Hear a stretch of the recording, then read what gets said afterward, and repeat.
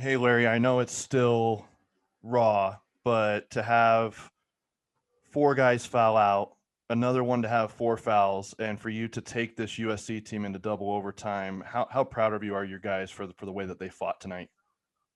Yeah, I'm not Trevor. I'm not sure that words really could describe that in a answer form. Um, I I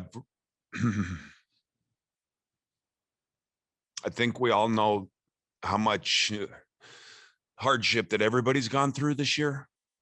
Certainly, not just our team, but the world. And I think we're all going to remember. Usually it's a 9/11 or a JFK assassination, something pretty significant in magnitude, and you always remember back to where you were when that happened. And in this case, it's been a year of memories, and our guys are always going to remember what they've gone through. And I just couldn't be more proud. There's no quit. And you couldn't come and watch practice. Nobody could come and watch practice, but it didn't matter whether we won or lost. We had great leadership. Guys were engaged, trying to get better. I think we started playing some pretty good basketball toward the end of the year. And this season, in my mind, is not going to be measured on wins and losses, but it's going to be based on a phrase that we used all year long, where we were a brotherhood and we were brothers and we will remain brothers. And this is one of those games I'm going to remember. There was just no quit in us. We were outnumbered. We're playing against an elite team, and our guys, there was no quit. We got down 10, got down a number of times and stayed in the fight. And I'm one of the brothers with them, and I couldn't be, more proud of the way they handled themselves on and off the court. And pretty special. Pretty And special. and then to follow up on that, I know that the players have gone through a lot as well, but as a coach, you normally don't really think about your own self, but just to think about how hard of a year was this for you personally, going through all of this. And I know you had some things personally, but just having to fight through all of those things throughout this year as a coach. Yeah, I told our guys, and this is such an honest statement. Usually when a season ends, I'm kind of ready for a vacation. And I would love to keep coaching them. I think the hardships have made us individually stronger, but we've learned to depend on each other. And so I'm thrilled. I've got a son that's playing basketball at Dartmouth, and they didn't get to have a season. And we were lucky to be, in an elite league. And I think our conference did a really good job. I mean, this tournament, and when all the logistics of what you have to go through to get to this point and virtually get through a season. We had a few, shutdowns and some games missed, but for the most part, it's not about me. Never has been about me. It's going to make me stronger. I feel like I've always been a fighter, and you want to get through some tough times, but I know we're all more resilient and ready to tackle. And I do believe that when this thing clears and when the coronavirus is in everybody's rearview mirror, there's going to be three different types in the population. And some people have going to throw in the towel and be a victim. Other people might stay where they are in life and kind of get back in the swing of things. And I think there's going to be some people that take some steps forward and become even stronger and find a cutting edge to get through it. And I'd like to be one of those people. And I think the guys in our locker room would like to be one of those people. So it's been hard. There's no question, but let's say bad for bad, right? I talk to our team about it all the time. I've lost people in my family. People on our team have lost family members. People are unemployed, trying to figure out where the next meal's coming from. Those are bad in this world. And, we got to play a game. So I think the perspective of it all is the beauty of the highs and the lows, but the fact that we still got to compete and play a game and do something where we were all connected and we had people that we could lean on. So I prefer to think of it more as a breakthrough and a glass half full rather than kind of a pity party or, being a victim in it. It's been hard for all of us, right? So. All right, we'll go with Cole Bagley, followed by Josh Newman and Josh Furlong.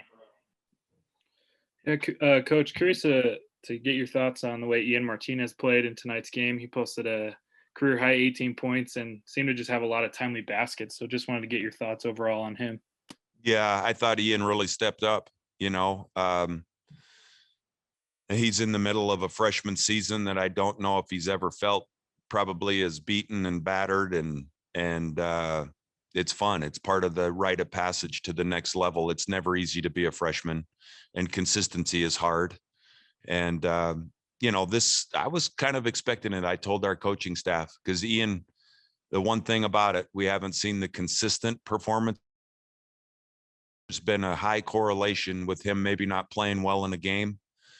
And we had a little discussion this morning and got down and dirty about some stuff. And I'm not surprised that he bounced back. And I think that's what you can see moving forward as a young man isn't a freshman anymore, is that you're going to see a lot more consistency. But what you saw is what we know Ian can do. And his performance was key. We knew the guys were going to have to step up and make plays, and he made some terrific plays, putting the ball in the basket. At times he was unstoppable. So there's just a lot of confidence in him. And I'm happy that he finished it on a high note. I know he's excited to get in the weight room and keep working on his game and getting ready for year two, excuse me.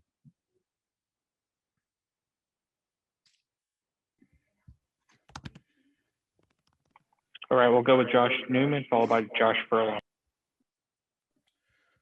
Larry, I appreciate everything you said here at the Open. I know it's been a tough year for you. A game like this, it goes to double overtime. Guys are playing 40 plus minutes. Did you still believe that, going into the second overtime, deep into the second overtime, that you guys, would still find a way to get over the hump finally? Yeah. No, I knew some things were going to have to line up for us, but I wrote believe on the board before the game. I wrote believe on the board with every time out. We also believed it was going to be really hard, but we believed we were going to pull it off. We had a very interesting lineup, kind of a hybrid lineup out there. But there's never a point until those last seconds are winding down. That's the nature, I think, of our team. And personally for me,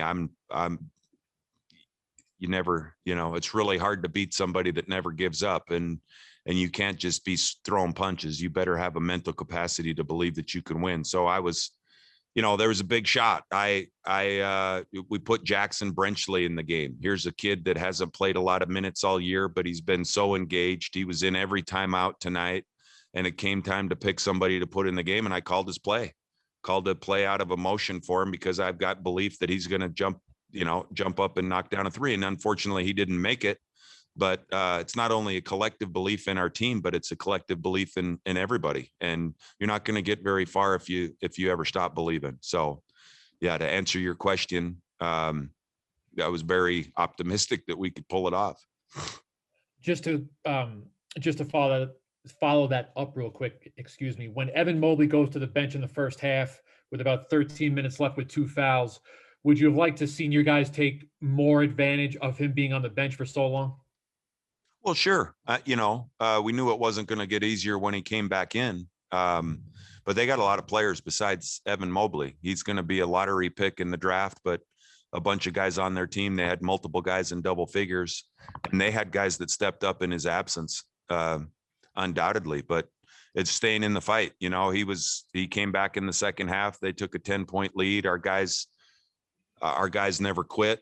But you can't control that. You can only control the next play. And we did the best of our ability with that. And, you know, we didn't make plays to build a lead with him on the bench. That's the reality.